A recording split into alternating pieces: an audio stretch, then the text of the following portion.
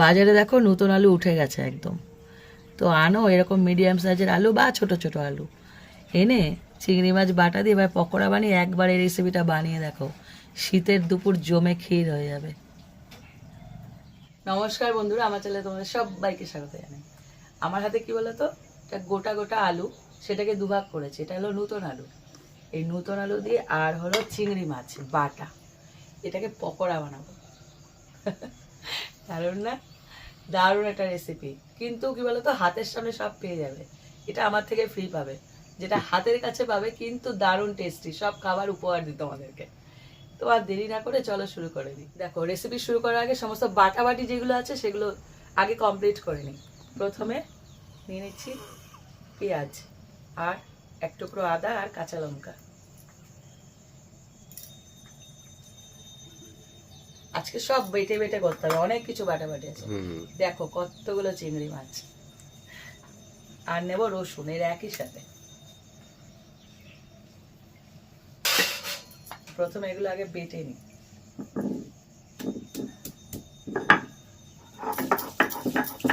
দেখো পেঁয়াজগুলো আমার বাটা হয়ে গেছে, এইবার বেটে নেব চিংড়ি মাছগুলোকে। তো প্রথমে নিয়েছি কয়েক টুকরো রসুন, কয়েক টুকরো বলছি, কয়েকটা রসুন কাঁচা গেছে, আর নিয়েছি 3টে কাঁচা লঙ্কা। দেখো এখানে প্রায় 200 গ্রাম চিংড়ি মাছ নিয়েছি, আর বড় সাইজের চিংড়ি নিয়েছি, তোমরা ছোট সাইজের নিতে পারো, ছোট হলেও চলবে, চিংড়ি মাছ হলেই চলবে।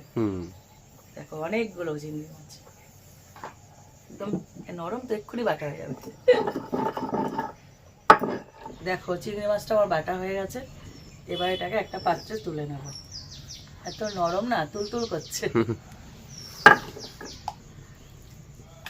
এ দেখো বাটির মধ্যে চিংড়ি মাছ বাটাটা নিয়ে নিয়েছি।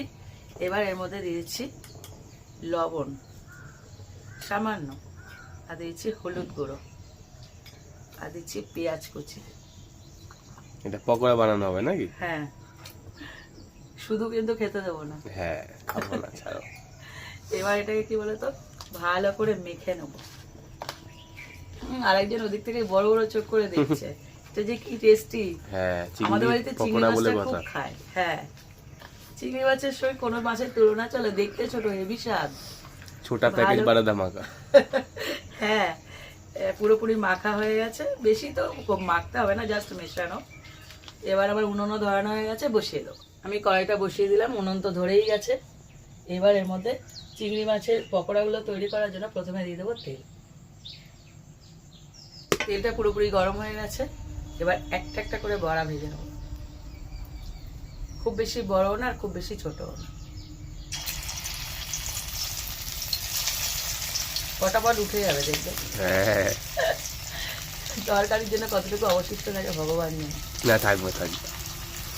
দারুণ লাগে কিন্তু খেতে। দেখো পকোড়া বা বড়া যাই বলো, ভাজা হয়ে গেছে। এবার এক এক করে তুলে নেব। সমস্ত পকোড়া ভাজা হয়ে গেছে, এবার মধ্যে আর একটুখানি তেল দিয়ে দিলাম।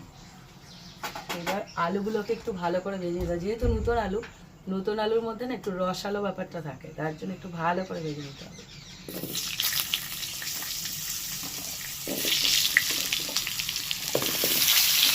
ছোট ছোট যদি হয় তাহলে গোটা দিয়ে, আর এটা একটু মিডিয়াম সাইজ, তাই 2 টুকরো করে দিয়েছি।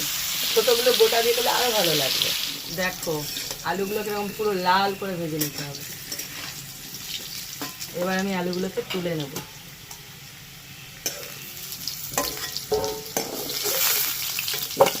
সমস্ত আলু তোলা হয়ে গেছে, এইবার দিয়ে দিচ্ছি ফোড়ন। গোটা গরম মশলা দিচ্ছি, 2টো এলাচ আর দারচিনি, আর 2টো দিচ্ছি তেজপাতা, দিচ্ছি একটু গোটা জিরে। এবার এটা একটু ভেজে নেব। এবার দিয়ে দিচ্ছি পেঁয়াজ কুচি।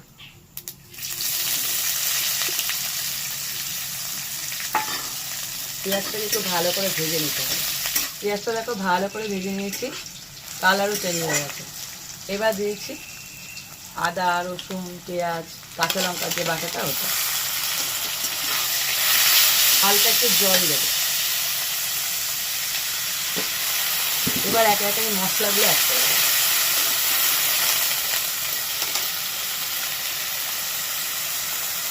এই রেসিপিতে না কোনো জিরে, তারপরে ধনে বাটা বা অন্য কিছু কিচ্ছু লাগবে না। একদম চিংড়ি মাছের টেস্ট তো, এমনি ওর স্বাদ যে তেলটায় ভেজে নিয়েছি, ওই তেলেই তো সব স্বাদ রয়েছে। দিচ্ছি লবণ।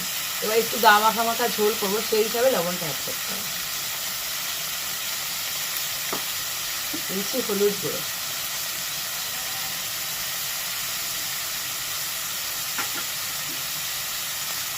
ঝাল লঙ্কার গুঁড়ো, এটা একটু ঝাল ঝাল হবে, 1 চামচ। এবার এটাকে ভালো করে কষিয়ে নেব। দেখো মশলাটা কষানো হয়ে গেছে, চিন্তা করা অবস্থা, বিড়াল দৌড়াচ্ছে এর ওপর দিয়ে। দেখো এবার দিয়েছি টমেটো 2খানা। টমেটোগুলোকে না একদম কুচি কুচি করে দেবে না, এক একটা, এটা আমার মিডিয়াম সাইজের টমেটো, তাই এক একটাকে 4 টুকরো করেছি, যদি বড় হয় 6 টুকরো করবে, এইভাবে দেবে। আর দিয়েছি কাশ্মীরি লঙ্কার গুঁড়ো। ভীষণ বদমাস, এই মাছের গন্ধ পেয়েছে না। হ্যাঁ, এবার একটু কষিয়ে নেব। দেখো সমস্ত মশলা কষানো হয়ে গেছে, এবার দিয়ে দেবো আলুটা। আলুটা দিয়েও ভালো করে কষাতে হবে।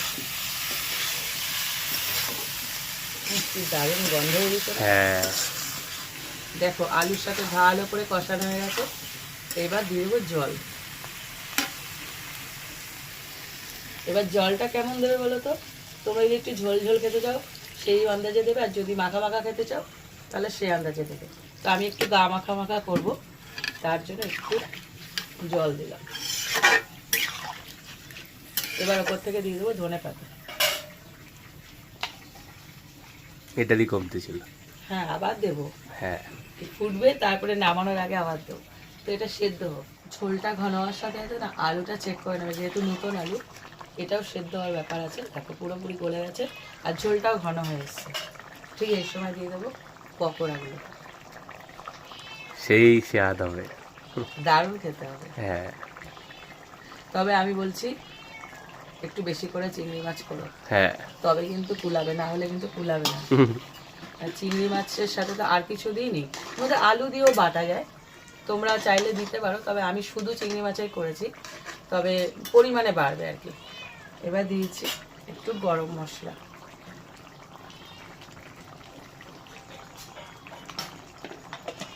আর বললাম না শেষে আরেকটু দেবো, হ্যাঁ, ফ্লেভারটা ধরে রাখার জন্য, ভালো লাগে, আর একটা ডেকেই যাচ্ছে।